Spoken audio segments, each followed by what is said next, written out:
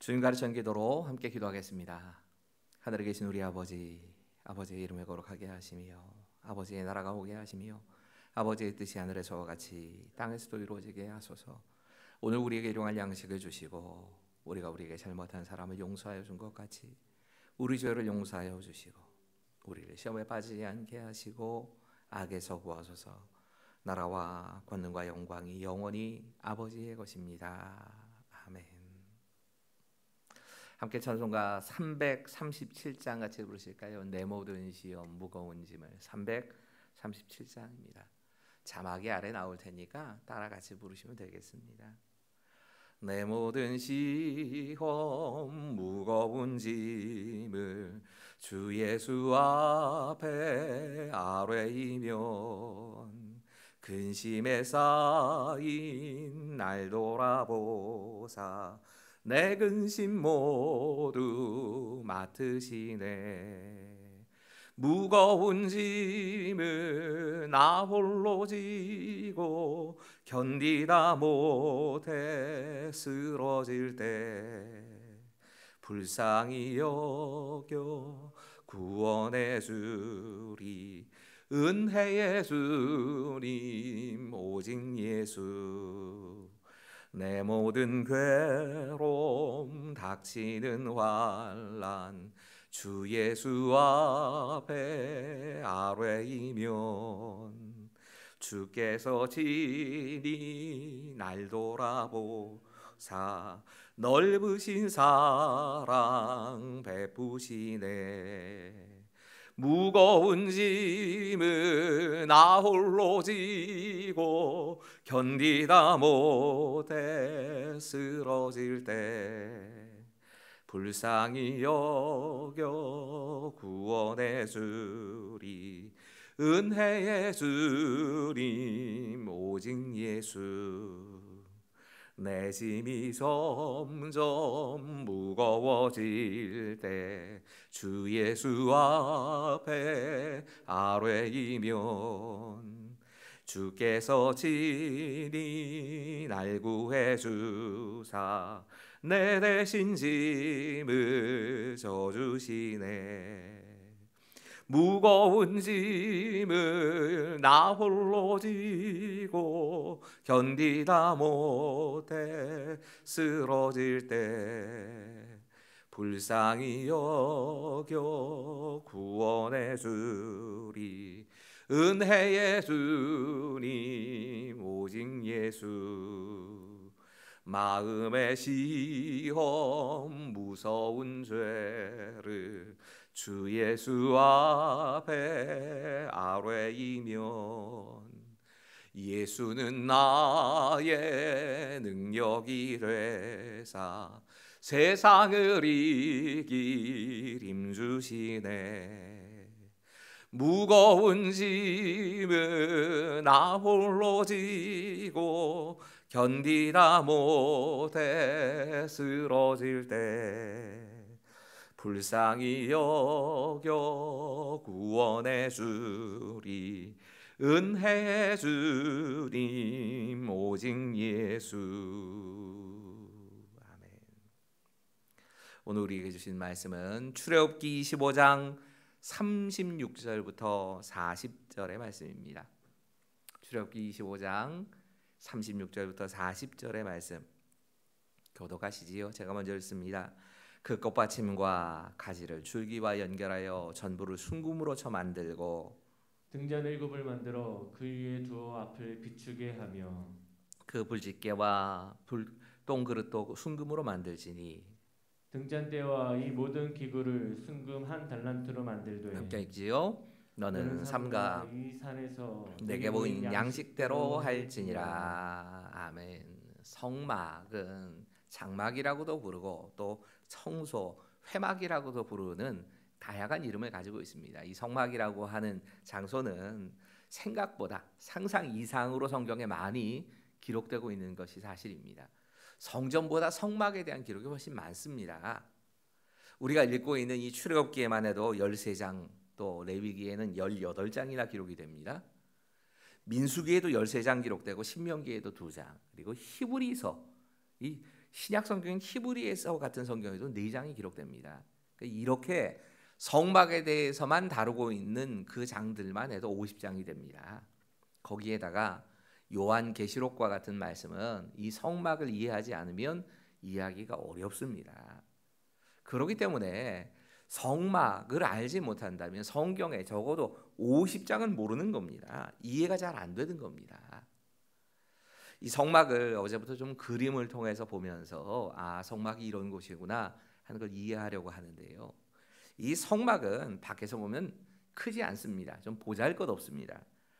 길이가 45.7m, 세로가 22.9m에 흰색의 세마포로 덮여져 있습니다. 지금 이게 전경인데 이 천막을 걷어낸 모습입니다. 그리고 가운데 보시면 노스로 만들어 있는 번제단과 물두멍이 있고 조금 더 그 앞에 가까이 가면 그보다는 작은 천막, 지금 이 천막을 벗겨낸 작은 천막의 모습입니다. 13.7m 그리고 가로가 한 4.6m 정도 되는 성소라고 불리는, 우리가 흔히 그렇게 부르고 있는 작은 천막이 나옵니다. 이 성소도 두 곳으로 나뉩니다. 앞에 부분을 성소라고 부르고 그 안에 있는 천막의 뒷부분을 지성소라고 부르는 겁니다. 이 성소와 지성소라고 하는 이렇게 구성이 되어 있는 큰 천막, 이 하나님의 성막이라고 하는 것이 다른 종교의 큰 대형 성전들이나 요즘 교회 잘 지어진 교회와 비교해도 그 모양이 그렇게 크질 않습니다.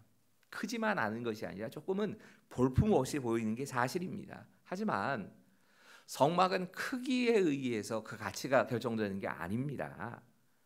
이곳이 귀하다 하는 이유는 성경에 50장이나 설명하고 있는 진짜 이유가 있다면, 이 성소가, 이 성막이라고 하는 장소가 하나님을 만나는 곳이란 뜻을 갖고 있습니다. 하나님을 만나는 곳이기 때문에 귀한 겁니다. 크기와 상관없이. 또 이 성막을 통해서 우리가 하나님과 어떻게 만나는가 뿐만 아니라 예수님이 누구신가, 그리고 예수님께서 우리를 위해 주신 그 구원의 은혜가 무엇인가, 이것을 배울 수 있는 장소가 성막입니다. 그래서 성막에 있는 물건들이나 성막을 깊이 묵상하는 것은 하나님 안에 있는 은혜에 대해서 알게 되는 귀한 계기가 됩니다.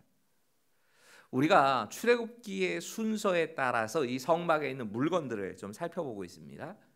출애굽기는 가장 안쪽에 있는 지성소에 있는 물건에서부터 출발을 합니다.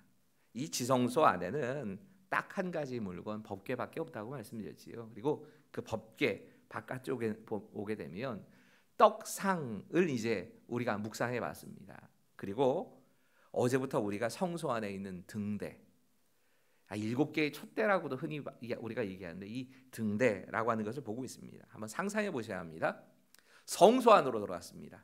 성소 안으로 들어왔더니 가운데에 분향단이 있습니다. 사실 출애굽기에는 이 분향단이 기록이 되지 않습니다. 그래서 분향단을 지금 다루지 않고 있습니다. 분향단, 우리가 보는 지금 오른쪽이 되시겠죠. 여러분들은 아마 오른쪽이 되실 텐데 진설병상이 가운데 있는 겁니다. 그리고 그 왼쪽으로 촛대, 등대라고 불려요. 저는 등대라는 표현이 훨씬 맞다고 생각합니다. 7촛대라는 표현보다는 등대라고 불리는 이 물건이 이렇게 놓여 있는 겁니다. 들어오면 이 성소 안은 완전히 암흑입니다. 빛이 아예 새어 들어올 수 없게끔 만들어 놓은 게 성소의 특징입니다. 그런데 이 금촛대가 7개의 금촛대, 이 등대가 빛을 비춰줘야지만, 그래서 그걸 가지고 그 빛에 의지해서 제사장이 분향단에 불을 피우기도 하고 진설병상에 떡을 갈아 놓기도 하고 이렇게 활동을 할 수 있는 겁니다. 이 빛, 그리고 이 금 등대가 상징하고 있는 것이 무엇인가? 성경은 이 빛이 예수 그리스도라고 말씀하고 있습니다. 성소를 비추는 빛. 여러분, 성소에 제사장이 들어가면 등대에 빛이 있어야지만 활동이 가능한 겁니다. 근데 그 빛의 중심이 바로 예수 그리스도라고 말씀한 겁니다. 그럼 우리 주님께서 우리에게 이렇게 말씀하시죠. 요한복음 8장 12절의 말씀 같이 읽을까요? 시작. 예수께서 또 말씀하여 이르시되 나는 세상의 빛이니 나를 따르는 자는 어둠에 다니지 아니하고 생명의 빛을 얻으리라. 우리가 빛이라고 하면 일반적으로 세상의 빛 이 말에 떠올리는 장면은 햇빛일 겁니다. 밖에서 비춰지는 그 환하게 비춰지는 햇빛이나 아니면 달빛을 생각하면서 세상의 빛을 생각할 겁니다. 이스라엘 백성들은 빛이라고 할 때, 세상의 빛이라고 할 때 제일 먼저 떠올리는 건 성소의 빛입니다. 하나님과 만남의 자리에 있는 그 빛, 그 빛을 먼저 생각을 합니다. 그리고 그 빛은 이 7개의 금 촛대에서부터 흘러나오는 겁니다. 그 빛에 의지해서 성소에서의 삶이 시작되는 겁니다. 하나님과의 만남이 이루어지는 겁니다. 우리 몸을 성소라고 이야기한다면 우리 몸을 성전이라고 말씀하시고 성소라고 말씀하시는데 그곳 안에 예수님이 계시고 그 예수님의 빛이 나를 다스리고 지배하시고 빛을 비춰주십니다. 때로는 우리가 실수하고 실패해서 그 성소의 빛을 꺼트려 버릴 때가 있지요. 꼭 그런 때가 있습니다. 근데 예수님에게서부터 흘러나오는 그 빛이 다시 나를 비춰주시는 겁니다. 요한복음 14장 6절 예수님이 이렇게 말씀하십니다. 예수께서 이르시되 내가 곧 길이요 진리요 생명이니 나로 말미암지 않고는 아버지께로 올 자가 없느니라. 우리는 우리들 스스로를 빛이라고 먼저 생각합니다. 근데 우리는 암흑이지 빛이 아닙니다. 나의 등불이고 내 영혼을 진짜 비춰주시는 분은 의의 태양이신 예수님밖에 없으십니다. 예수님만이 참된 빛이 되십니다. 예수님 떠나서는 우리가 아무것도 할 수 없다는 뜻입니다.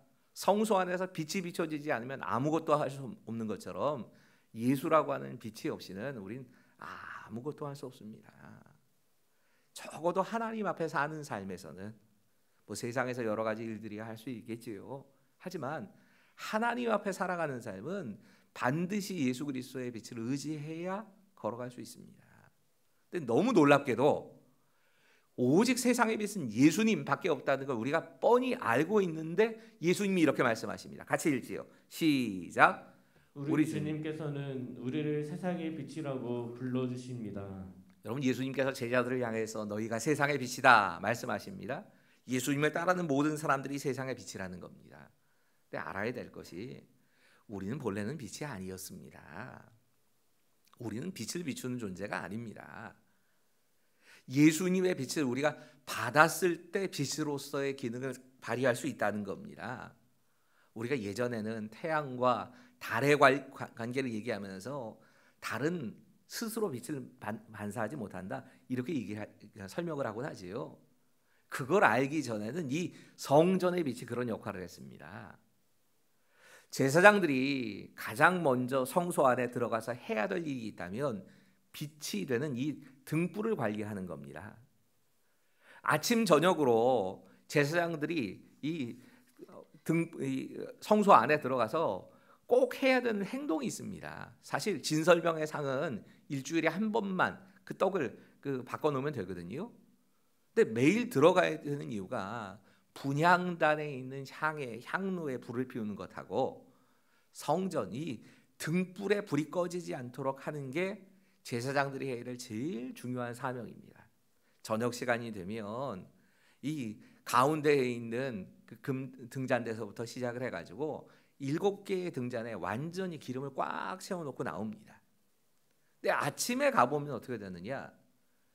나머지 6개의 이 금촛대에 있는 기름들이 다 타고 꺼져 있습니다. 이게 보통의 상태가 되는 겁니다.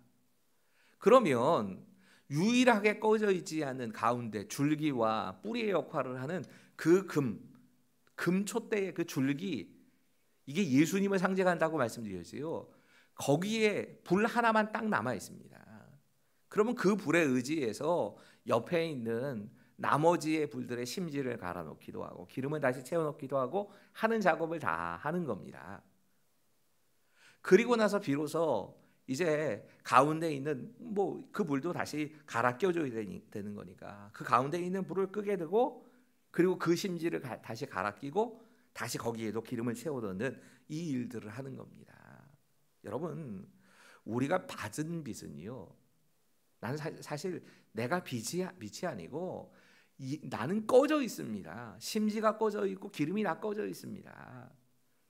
가운데 있는 예수 그리스도의 그 빛에 의지해서 다시 심지를 채워주시고 기름을 부어주시고 그래서 빛이 비춰지는 겁니다. 그 빛을 통해서 우리가 하나님 앞에서 살아가게 되고 세상 속에서 빛으로 살아가게 된다. 이걸 보여주는 것이 이 7 촛대 등대가 보여주고 있는 또 하나의 메시지입니다. 마지막으로 생각해 봐야 될 메시지입니다. 같이 읽지요. 시작. 이 성전의 빛을 비추는 등대는 두드려서 만들어졌습니다. 여러분, 이 등대에 대해서 재료를 말씀하시면서 정금으로만 만들라고 어제 말씀드렸지요. 그리고 그 크기가 1달란트인데 사실 1달란트보다 1달란트 뭐 30몇 킬로보다 사실은 그 옆에 있는 꽃받침도 만들어야 되고 뭐 이런 거 다 하려고 하면 이 적어도 1달란트 반 이상이 돼야 될 것이다. 그래서 45kg 정도 되는 그런 무게, 꽤 무거운 금 등대가 만들었다고 말씀드렸습니다. 참 희한한 것이 하나님께서 정금으로 만들라고 하시면서 때려서 만들라고 말씀하세요. 이 말씀 자세히 보셔야 합니다. 두드려서 만들라고 말씀하십니다. 사실 두드려서 만든다고 하는 게 이런 방식으로 정금을 재련하면은 제일 빛이 난답니다. 가장 빛나는 모습으로 만들어지기 때문에 아주 아름답답니다. 광택이 아름다우니까. 그런데 사실 금은 대체적으로 이 순금을 어떤 물건으로 만들 때는요, 녹여서 만듭니다. 그게 정상입니다. 그렇지 않으면 세공이 보통 어려운 게 아닙니다. 아예 세공을 할 수가 없는 상태입니다. 사실 유대인들의 전승 가운데 미드라쉬라고 하는 전승이 있습니다. 이게 탈무드와 함께 대표적인, 유대인들은 이게 진짜 일어난 일이다라고 얘기를 하지만 성경에는 기록되지 않기 때문에 우리가 이걸 정말 교훈으로는 받아들일 수 있지만 성경 말씀처럼 받아들이기는 어렵습니다. 이 미드라쉬에 이 모세와 부사랄과 오홀리압이라고 하는 이 두 사람이 금 등잔을 만드는, 이 금 촛대를 만드는 장면이 나름대로 묘사가 됩니다. 성물들 하나하나를 만드는데 제일 어려웠던 게 결국에는 이 금 등잔대였답니다. 당연히 그럴 만도 하지요. 뭐 분향단, 번제단, 물두멍, 떡상 다 완성이 됐는데도 마지막 순간까지 두드려서 만들라고 하시니까, 그리고 보통 이게 세밀한 작업이 아니다 보니까 금촛대를 만들 수가 없었답니다. 정금 1달란트 가지고 아무리 두드려도 하나님이 원하시는 모양이 나오질 않아가지고 마지막 순간에는 모세까지 다 포기했다. 물론 이건 미드라시라는 전설에 나온 얘기입니다. 완전히 포기하고 다 손을 놨는데 하나님께서 이렇게 말씀하시더랍니다. 야, 네가 지금까지 만들던 금 그 덩어리, 금 등대를 가지고 그냥 불에 한번 넣어봐. 그리고 꺼내라. 불 속에 넣었다, 꺼냈답니다. 그리고 하나님이 참 미드라시니까 가능한 얘기죠. 모세에게 야, 지금까지 만들었던 그 금 등대를 망치로 한 번만 내리쳐. 딱 한 번 내리쳤는데 지금의 모양으로 금 등대가 만들어졌다. 이게 전설로 나옵니다. 왜 이런 전설까지 나왔을까? 한마디로 말하면 사실 당시의 기술로는 이걸 두드려서 만들 수 있을 만큼 쉬운 물건이 아니었다는 겁니다. 아니, 지금도 사람들이 아무리 뭐 세공에 능한 사람이라 할지라도 두드려서 이 정금 등대를 만드는 것이 거의 불가능한 겁니다. 근데 하나님께서 하나님의 사용하신 이 물건 정금 등대를 이렇게 어려운 방식으로 만들어 가셨다는 것에 사실 메시지가 담겨 있는 겁니다. 이것이 세상의 빛을 비추는 우리의 모습이라면 하나님께서 우리를 사용하시는 그 과정 속에 하나님의 두드리심이 있습니다. 그리고 그 두드리심을 통해서 우리는 진짜 어려운 과정이지만 그 연단의 과정을 통해서 세상에 빛을 비추는 존재로 변해간다는 말씀입니다. 오늘 기도하시면서 우리의 믿음을 위해서 좀 기도하세요. 그리고 우리가 서로 격려하고 정죄하지 않기 위해서 좀 기도합시다. 많은 교회들이 이렇게 뭐 크던 작던 이 코로나의 확진이나 뭐 이런 일들이 겪고 나면 꼭 그 문제가 생기는 게 서로에 대해서 누가 그랬대, 누구 때문에 이렇대, 이걸 자꾸 찾다가 정죄하는 분위기가 되기도 하고, 그래서 교회가 하나님의 공동체의 모습에서 좀 이상하게 흘러가는 경우가 많답니다. 우리 그런 일 없도록 우리 서로를 격려하고 세워주고, 사실은 질병이라고 하는 것이 누구에게 찾아올지 모르는 건데 그걸 누굴 탓하겠습니까? 그냥 그런 일이 일어난 것뿐입니다. 우리가 서로에 대해서 오히려 질병을 만난 사람들에 대해서 격려하고 위로하는 일이 우리에게 있기를 위해서 우리 함께 공동체를 위해서 함께 기도하시고 우리의 믿음을 위해서 함께 기도하겠습니다. 같이 기도하시지요. 아버지 하나님, 서로 돌아보아 사랑과 선행을 격려하며 모이기를 피하는 어떤 사람들의 습관과 같이 하지 말라고 말씀하셨는데 모임 자체가 참 어려우셨습니다. 그래서 그 모임이 어려워졌다고 해서 우리가 서로 격려하고 세워주는 일을 그만하지 않게 하시고 누구의 탓으로 탓을 찾으려고 하는 정죄하는 마음을 내려놓게 하여 주시옵소서. 우리가 분명히 하나님께서 용납하는 그 사랑의